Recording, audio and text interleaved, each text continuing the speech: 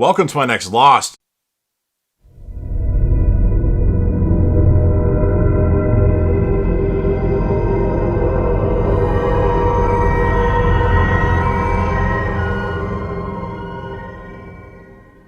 Season 4 episode review video. Before I get into that though, pretty important. If you are caught up to the point where I am, every watching you're watching Lost, or you're just not entirely sure, then you definitely need to take the initiative and pay attention to the episode's title, which of course I'll mention as well as put in the description.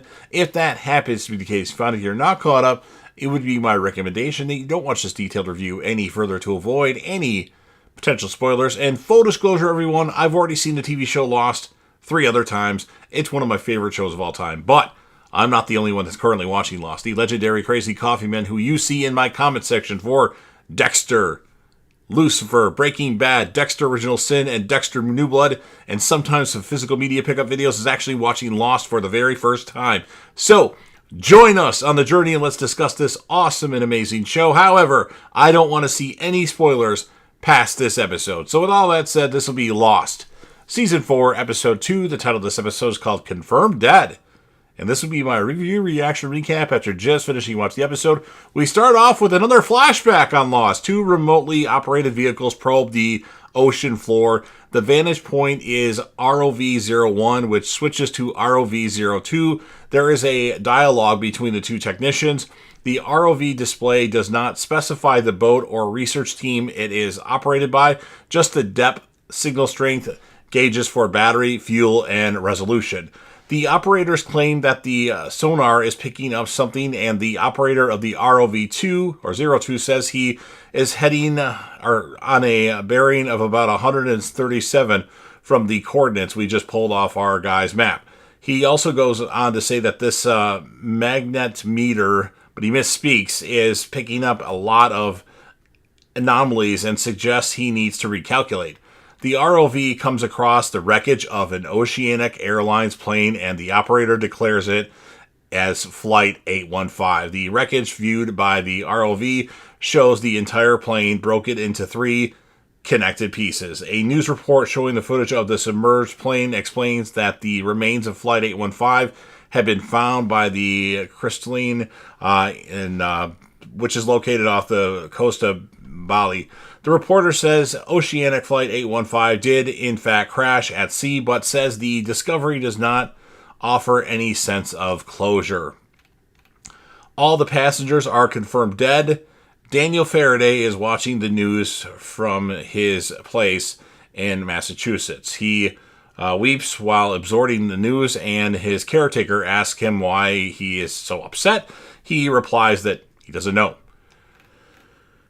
Then we have Daniel Faraday and 3 other people are on a helicopter which is struggling to stay in the air. Miles pushes a scared Daniel Faraday out of the chopper. Faraday then activates his parachute and lands with a thud. He is still scared and disoriented. He hears people approaching and readies a handgun, which he hides in his belt around his back. Then we have Jack and Kate arrive from the last episode. And still disoriented, he introduces himself and says he is there to rescue them.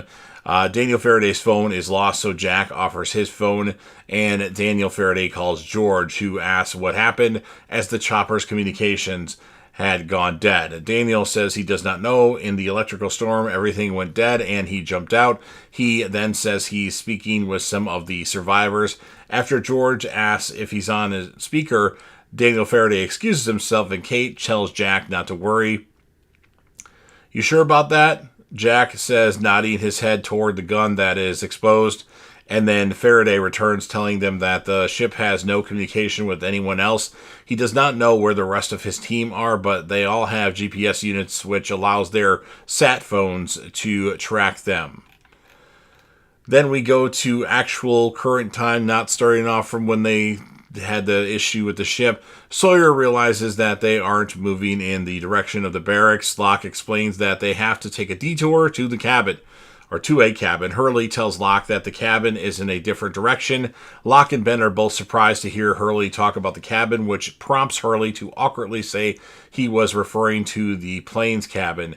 Locke explains to Sawyer that he got his orders from Walt. Saeed asks Juliet why, based on her experience with and knowledge of the others, Ben would say the people from the freighter intend to harm them. Juliet says that Ben lies and that the lie could be to create fear. The alternative, she says, is that these people are here to harm them. She suggests that she and Saeed should arm up by asking how many guns he has left. Faraday, Jack, and Kate head towards the signal. They find a metal box. Kate asks if that's from his chopper. Faraday stutters about them dropping to reduce weight.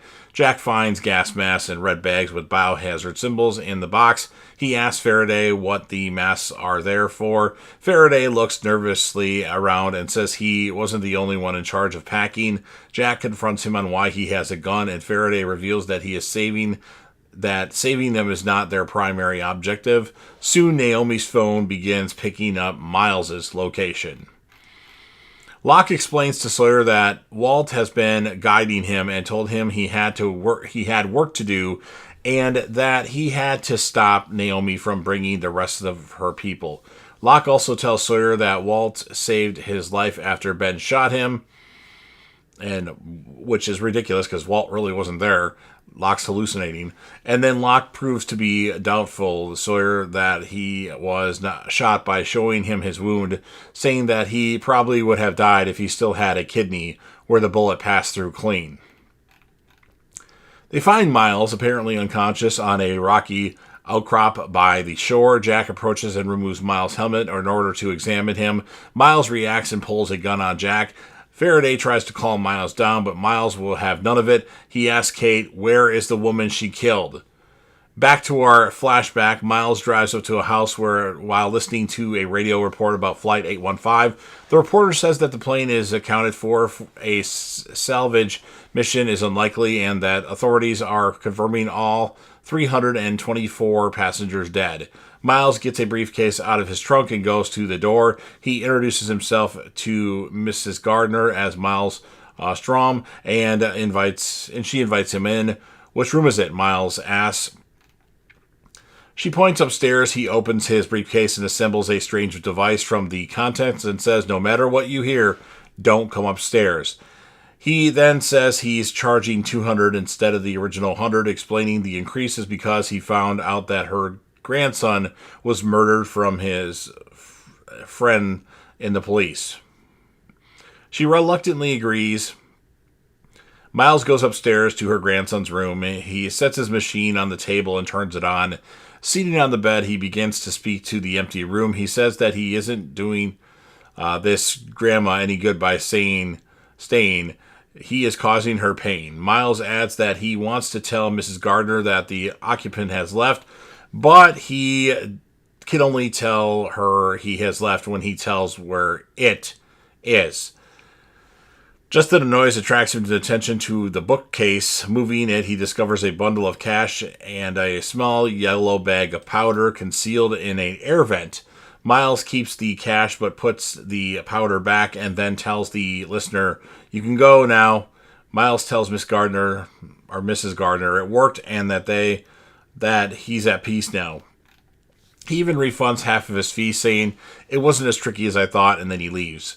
Miles then informs them that when Naomi was asking her sister if it was a distress code to indicate she was under duress, Kate informs Miles that Naomi was killed by John Locke, a rogue member of their group.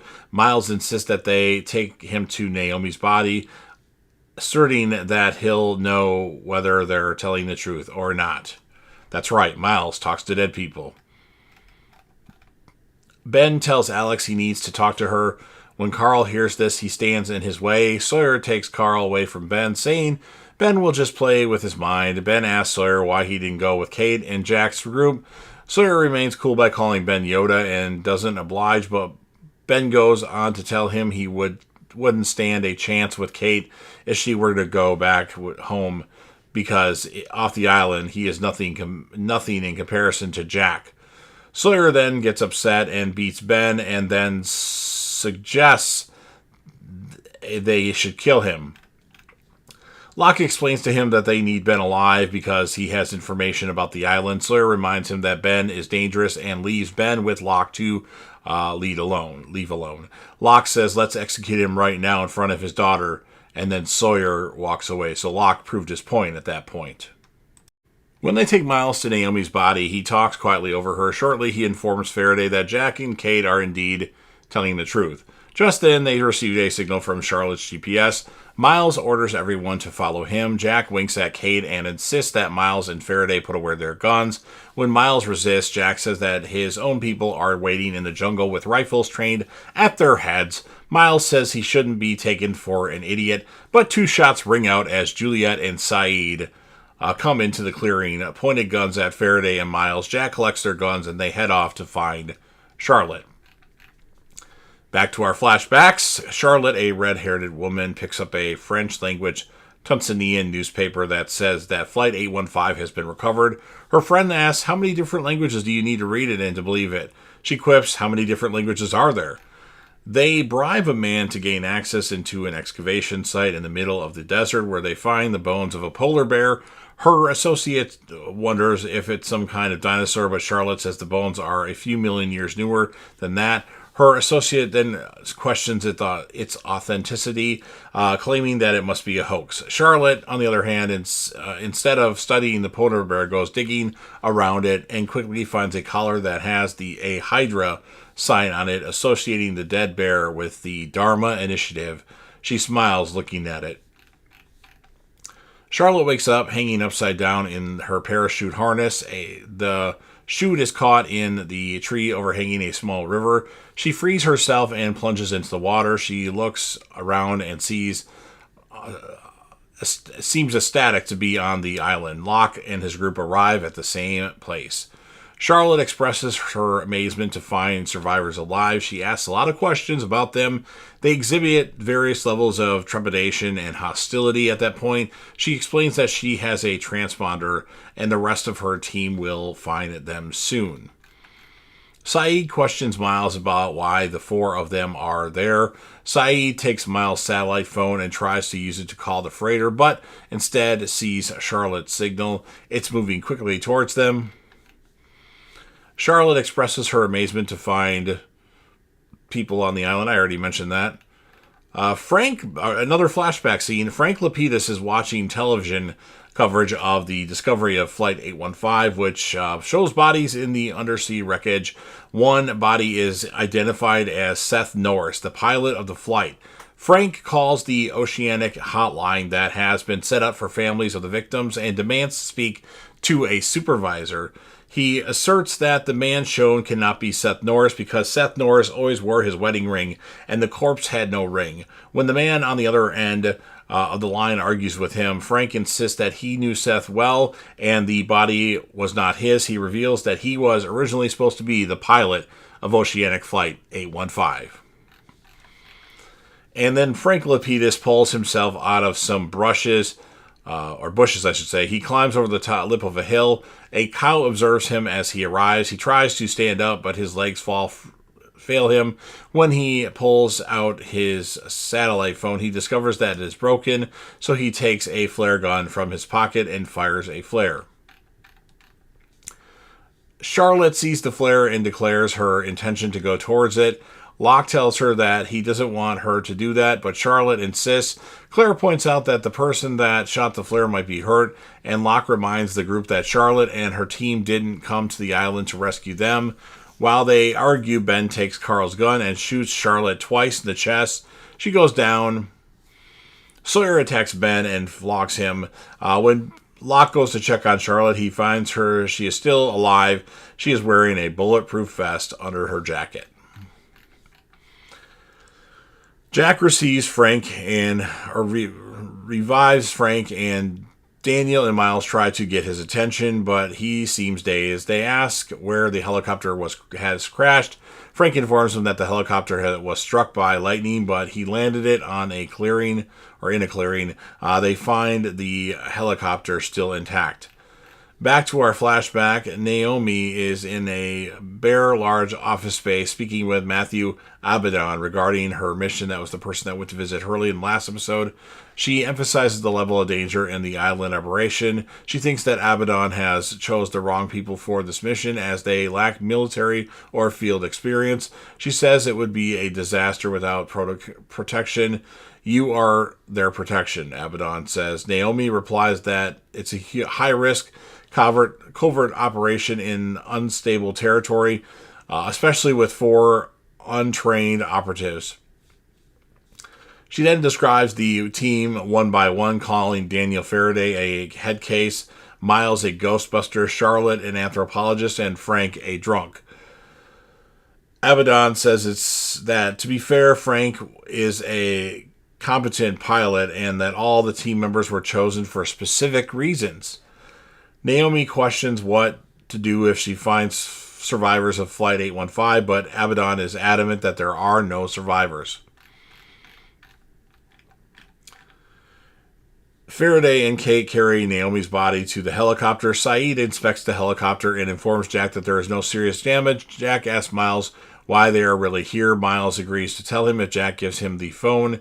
He agrees. Miles tries to call Minkowski, but is informed by a woman that they're not able to answer the phone at this time. Miles stops them, saying, "That's not Naomi. It's just meant." Frank promises Faraday that he will take Naomi's body on the next flight because the helicopter is low on fuel and should not carry any unnecessary weight. Meanwhile, Juliet is treating Frank's head wound when he asks her her name and tells him that it's Juliet Burke. He realizes that she wasn't on the plane. He has memorized the entire flight manifest. He calls Miles over and tells Juliet was not on the plane and calls her a native. Miles becomes aggressive and asks Juliet where he is, and Jack steps between them. Miles pulls out a picture of Ben standing by a woman near a computer, stating that they have to come to the island to find him. Locke takes Slayer's gun, intending to kill Ben. Despite the protests of Alex and Claire, Ben pleads for his life. He says he has information that Locke needs, so Locke demands to know what the monster is. Ben says he doesn't know, but he does know Charlotte's full name, family, and educational information. He also names the other members of her team and states that they were sent to the island in search of him. When Locke asks how he knows all this, Ben says that he has a man on their boat. And that's what ends this episode of Lost. So, these characters landed on the island and they're not that interesting yet. I'll give the episode an 8.4 out of 10. My characters of the episode, it could have either gone to Locke, Sawyer, or Ben. Most people would say Faraday or Charlotte or one of those people. I don't like this new cast of characters we got. Just my personal opinion. I grew to like some of them, but some of them really annoy me. So you've heard everything that I have to say. Now it's your turn. If you're a fan of Lost and you want to help me out with the YouTube algorithm, please make sure that you smash the like button, share the video with a friend, put this video on any one of your social media platforms. Don't forget to sound off in the comment section about what your thoughts are on this episode of Lost. What would you rate it, and whom would you choose as a character of the episode? Remember, you'll be interacting with me and the legendary Crazy Coffee Man. And then last but certainly not least, don't forget to hit that sub button. You're watching the video anyway. Subscribe to the channel because I want to reach 100,000 subscribers. Join the team, share your damn support, and be a part of something special. And you never know what you're going to see on JDev TV.